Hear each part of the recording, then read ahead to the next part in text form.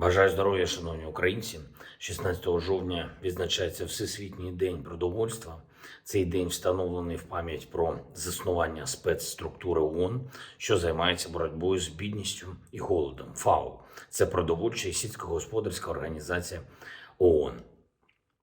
Десятиліттями світ працював, щоб вирішити проблему голоду. І навряд чи хтось із засновників Організації Об'єднаних Націй міг би подумати свого часу, що у 21 столітті ми будемо всі у світі знов змушені боротися із загрозою масового голоду, причому штучного голоду. Голоду, за який відповідальна лише одна держава в світі – це Росія та її терористична війна проти вільного світу. Коли Росія заблокувала наші українські порти і зламала нормальні ланцюжки постачання продовольства, вона повернула весь світ в ситуацію, ніби й не було цих десятиліть міжнародної роботи для продовольчої безпеки. На щастя, українські порти знов запрацювали. Запрацювали на експорт агропродукції. Від липня ми постачаємо саме той обсяг продовольства, який повертає світовому ринку стабільність. Причому саме тим сегментам продовольчого ринку, які забезпечують споживання деяких найбільш крихких країн Африки та Азії. І хоча наші експортні можливості ще далеко не повні, все ж ми змогли експортувати майже 8 мільйонів тонн продовольства морським шляхом. Це більше 300 суден. 60% цього обсягу було направлено в Африку і Азію. Це глобальна місія нашої країни. І завдяки українському постачанню цілі регіони світу зберігають соціальну і політичну безпеку. І я хочу подякувати усім, хто це забезпечує, нашим аграріям, перш за все, нашим транспортникам, нашим працівникам портів, нашим дипломатам і урядовцям. Звичайно, нашим оборонцям країни, які тримають південь і повертають безпеку на море. І нашим партнерам хочу подякувати, які змогли і які допомогли з цією ініціативою. Зокрема, генеральному секретарю ООН Гутеррешу і президенту Туреччини Ердогану. Маємо зробити все, щоб український зерновий експорт тільки розширювався. Це і для наших людей робочі місця, і експортні доходи, плюс кошти, щоб провести посівну наступного року. Але і для світу, всього світу, одна із ключових гарантій стабільності – те, як Україна допомагає збереженню нормального життя у світі, тільки посилює репутацію нашої держави і полегшує нам створення нових зв'язків в різних регіонах. Цього тижня, що починається, я очікую нових міжнародних результатів для нашої держави.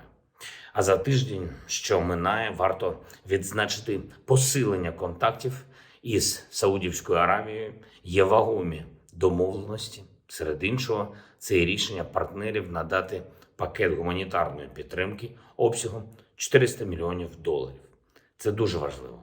Маємо найбільш змістовні за 30 років відносини із Саудівською Аравією і саме зараз. Ситуація на передовій. За минулу добу суттєвих змін не зазнали. Ключові гарячі точки на Донбасі, Солидар і Бахмут, там тривають дуже важкі бої. Проти наших сил окупанти кинули всіх, кого могли, зокрема і 2000 зеків, вони серед найманців саме там. І це зеки з великими строками покарання за тяжкі злочини. Їх на фронті утримують не лише грошима, а й обіцянкою амністії. Ось так російська держава спонсорує терор, шукає по тюрмах вбивць і обіцяє їм свободу, якщо вони вбиватимуть знову. Хтось у світі ще сумнівається, чи варто офіційно визнавати Росію державою-терористом. Навряд чи. Я дякую всім нашим воїнам, які героїчно тримають позиції і під Бахмутом, і під Солидаром, і на всіх інших напрямках, де зараз тривають бойові зіткнення на сході, на півдні держави. Особливо хочу сьогодні відзначити на південному напрямку 60-ту Інгулецьку піхотну бригаду, 17-ту окрему танкову Криворізьку бригаду імені Костянтина Пестушка, 128-му окрему гірсько-штурмову Закарпатську бригаду і 59-ту окрему мотопіхотну бригаду імені Якова Гандзюка за злагоджені дії на Херсонському напрямку і результативне знищення ворожої техніки. Я дякую вам, воїни. Я дякую і Херсонській зенітній ракетній бригаді за успішний захист нашого неба від іранських дронів і російської авіації.